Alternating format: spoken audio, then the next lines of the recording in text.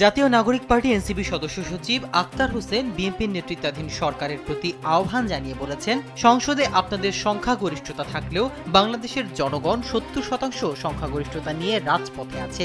শনিবার 4 এপ্রিল বায়তুল মোকাররমের উত্তর গেটে আয়োজিত এক সমাবেশে তিনি বলেন, জনগণকে অমান্য করে টিকে থাকা সম্ভব নয়, বরং জাতির প্রত্যাশা পূরণে সরকারকে সুন্দর পদক্ষেপ নিতে হবে। আক্তার হোসেন সরকারের সমালোচনা করে বলেন, যে ভোটে সরকার গঠিত হয় তা বৈধ হলে জনগণের ভোটে সংস্কার কেন অবৈধ হবে। তিনি অভিযোগ করেন, 30টি রাজনৈতিক দল সংবিধান সংস্কার পরিষদের বিষয়ে একমত হলেও নির্বাচনের পর 2/3 সংখ্যাগরিষ্ঠতা পেয়ে বিএনপি জনগণের রায়কে উপেক্ষা করেছে।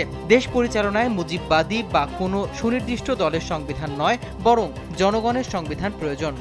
সরকার ক্ষমতা কুক্ষিগত রাখতেই স্বচ্ছ নিয়োগ প্রক্রিয়া ও গণভোটের বিরোধিতা করছে। গণভোট কার্যকর হলে তত্ত্বাবধায়ক সরকারের অন্তর্ভুক্তিমূলক কাঠামো এবং ভোটের সংখ্যানুপাতিক হারে উচ্চকক্ষ গঠিত হবে, যা সরকার চায় না।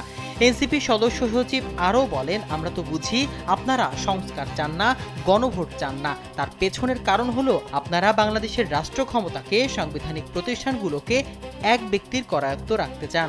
জামায়াত ইসলামের নায়েবে আমির এটিএম আজহারুল ইসলামের সভাপতিত্বে অনুষ্ঠিত এই সমাবেশে নেতৃবৃন্দ অবিলম্বে গণভোটের রায় বাস্তবায়নের দাবি জানান। আক্তার হোসেনের মতে, সংস্কারের প্রশ্নে রাজপথ ও সংসদে আলোচনা অব্যাহত থাকবে।